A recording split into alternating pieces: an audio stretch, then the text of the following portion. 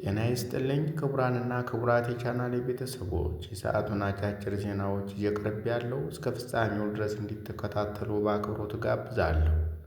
ለቻናሉ አዲስ ከሆናችሁ ሰብስክራይብ ማድረግ እንዳይዘነጋ። በቅድሚያም አበይት ርዕሶቹን አስደምጣችኋለሁ።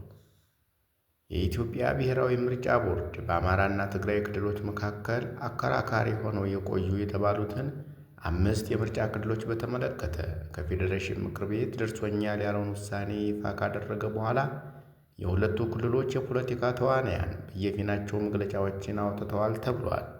ፕሬዚዳንት ትራምፕ ለእያንዳንዱ አሜሪካዊ $2000 ለመስጠት ቃል ገብተዋል። በዝርዝር እንመለከተዋለን። በኢራን ወታደራዊ ሄሊኮፕተር ተከስክሶ የሰዎች ሕይወት ማለፉም ተነግሯል። እንመለስበታለን። የኢትዮጵያ ብሔራዊ ምርጫ ቦርድ በአማራና ትግራይ ክልሎች መካከል አከራካሪ ሆነው የቆዩ የተባሉትን 5 የምርጫ ክልሎች በተመለከተ ከፌዴሬሽን ምክር ቤት ደርሶኛል ያለውን ውሳኔ ይፋ ካደረገ በኋላ የሁለቱ ክልሎች የፖለቲካ ተዋንያን በየፊናቸው መግለጫዎችን አውጥተዋል። የትግራይ ክልል ጊዜያዊ አስተዳደር ሕዝባዊ ወያኔ ሓርነት ትግራይ ወይም ህወሓት፣ ዲሞክራሲያዊ ስምረት ትግራይ ወይም ስምረት እና ሌሎችም ፓርቲዎች ውሳኔውን በብርቱ ተቃውመውታል። በአፋር ክልልና በደቡባዊ የትግራይ አካባቢዎች እንደሚንቀሳቀስ የሚነገርለትና ከትግራይ ኃይሎች በወጡ ወታደራዊ አዛዦች የሚመራው የትግራይ የሰላም ኃይልም በተመሳሳይ ተቃውሞውን አሰምቷል። በአማራ ክልል በኩል ያሉ የፖለቲካ ፓርቲዎችና አካላት በበኩላቸው አከራካሪ ስለተባሉት አካባቢዎች የተላለፈውን ውሳኔ በበጎ ተመልክተውታል። የአማራ ብሔራዊ ንቅናቄ ወይም አብን እና የአማራ ዲሞክራሲያዊ ኃይል ንቅናቄ አድሃን በመግለጫቸው ይህንን አመልክተዋል።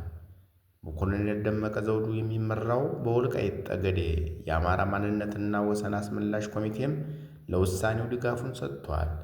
ከትግራይ ክልል በኩል የተነሳው ጠንካራ ተቃውሞ ምርጫ ቦርድ በአማራና ትግራይ መካከል አከራካሪ ሆነው የቆዩ የተባሉትን 5 የምርጫ ክልሎች ከትግራይ ውጭ ሆነው ድምፅ እንዲሰጥባቸው በፌዴሬሽን ምክር ቤት ውሳኔ መተላለፉን ያስታወቀው ሰኞ የካቲት 16 2018 ዓ.ም ባወጣው መግለጫ ነበር። መግለጫው ላይ አከራካሪ ተብለው የተጠቀሱት የሁመራ፣ የአድረመጽ፣ የኮረም ኦፍላ፣ የጠለምትና የራያ አላማጣ ምርጫ ክልሎች ናቸው። በእነዚህ አካባቢዎች የተነሳው የይገባኛል ጥያቄ እስከሚፈታ ድረስ ከትግራይ ውጭ ሆነው ለብቻቸው በቀጥታ ለሕዝብ ተወካዮች ምክር ቤት ምርጫ እንዲካሄድባቸው እንደተወሰነም ተገልጿል። የክልል ምክር ቤት ምርጫው በአካባቢዎቹ ላይ የተነሳው የይገባኛል ውዝግብ በሕገ መንግሥት ውሳኔ ሲፈታ አመቺ ሁኔታ ተመርጦ ወደፊት እንዲካሄድ ፌዴሬሽን ምክር ቤት ውሳኔ እንዳስተላለፈ ቦርዱ አስታውቋል።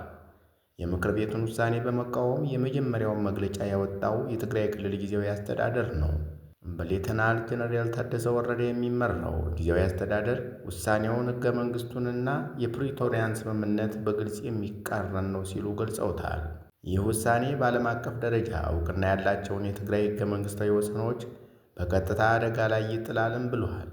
ውሳኔው የተላለፈው የትግራይ ሕዝብ ውክልናና ድምፅ በሌለበት የፌዴሬሽን ምክር ቤት እንደሆነ የጠቀሰው ጊዜያዊ አስተዳደሩ እርምጃውን በጽኑ አውግዟል።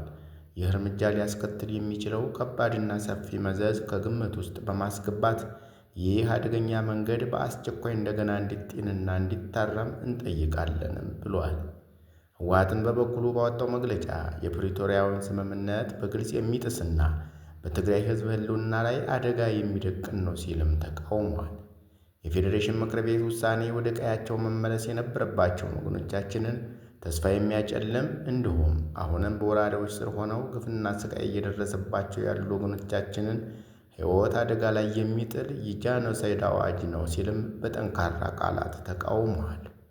ከዚህም ባለፈ በትግራይና በአማራ ሕዝቦች መካከል አዲስ ግጭት ለመፍጠር የታለመ ሴራ ነው ሲልም ከሷል። የፌዴራል መንግሥት ሕገ መንግሥታዊ ሉዓላዊ የትግራይ መሬትን ለወራሪዎች አሳልፎ ለመስጠት እየሰራ ነው ሲል የወነጀለው ህወሓት የትግራይ ሉዓላዊ መሬትና የሕዝብ ህልውና ጉዳይ የማይታለፍ ቀይ መስመር እንደሆነ በአጽንኦት አንስቷል። ፕሬዚዳንት ትራምፕ ለእያንዳንዱ አሜሪካዊ $2000 ለመስጠት ቃል ገብተዋል ተብሏል። የአሜሪካው ፕሬዝዳንት ዶናልድ ትራምፕ ከውጭ ሀገራት በሚገቡ ምርቶች ላይ ከሚጣለው ታሪፍ የሚገኘውን ገቢ በመጠቀም በ2016 ለእያንዳንዱ አሜሪካዊ የ$2000 ክፍያ ለመፈጸም ማቀዳቸውንም አሳውቀዋል። ይህ የታሪፍ ትርፍ ድርሻ ተብሎ የተሰየመው ክፍያ በ2026 አጋማሽ ወይም ማብቂያ ላይ ለዜጎች ሊደርስ እንደሚችል ፕሬዝዳንቱ ፍንጭ ሰጥተዋል።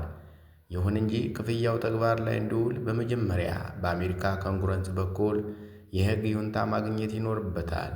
ሆኖም እስካሁን ድረስ በምክር ቤቱ የጸደቀ ምንም አይነት ውሳኔ የለም። እንዲሁም የአሜሪካ የገቢዎች አገልግሎት ጉዳዩን በተመለከተ እስካሁን የሰጠው ይፋዊ መግለጫም ሆነ የተቆረጠ የክፍያ ቀን እንዳለም አልተነገረም። በተያያዘ የኢኮኖሚ ባለሙያዎች እንደሚሉት ከሆነ ደግሞ ከታሪፍ የሚሰበሰበው ገቢ ለዚህ መጠነ ሰፊ ክፍያ ከሚያስፈልገው በቢሊዮን የሚቆጠር ዶላር ጋር ሲነጻጸር በቂ ላይሆን ይችላል ተብሏል።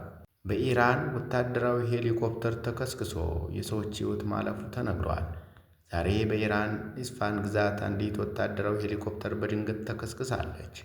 ለልምምድ ተግባር ስትጠቀም የነበረችው ይህች ሄሊኮፕተር በዶርሼ ከተማ በሚገኝ የጅምላ ፍራፍሬና አትክልት ገበያ አቅራቢያ በሚገኝ ቅጥር ግቢ ውስጥ ነው የወደቀችውም ተብሏል።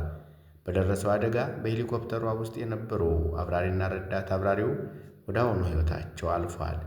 በተጨማሪም በገበያው አካባቢ የነበሩ 2 ንግድ ረዳቶች ለሕልፈት መዳረጋቸውን የሀገሪቱ የዜና ምንጮች አረጋግጠዋል። አደጋው የተከሰተው በቴክኒክ ብልሽት እንደሆነ የሚገመት ሲሆን የነፍስ አድን ሠራተኞች በስፍራው ተገኝተው የተነሳውን እሳት ተቆጣጥረዋል። ኢራን በማዕቀብ ምክንያት ለአሮጌ አውሮፕላኖቿ መለዋወጫ በማጣቷ መሰል የአየር ላይ አደጋዎች በተደጋጋሚ እያጋጠሟት ይገኛል። ባለሥልጣናት የአደጋውን ትክክለኛ መንስኤ ለማወቅም ምርመራ ጀምረዋል ተብሏል። ክቡራንና ክቡራት የቻናላችን ቤተሰቦች ለሰዓቱ ያዘጋጅንላቸው አጫጭር ዜናዎች የተከታተላችኋቸውን ይመስሉ ነበር። አብራቸውን ስለቆያቸው ከልብ እያመሰገን ለቤቱ አዲስ ከሆናቸው ሰብስክራይብ፣ ላይክ እና ሼር ማድረግ እንዳይዘነጋ። ቸርን ሰንብት።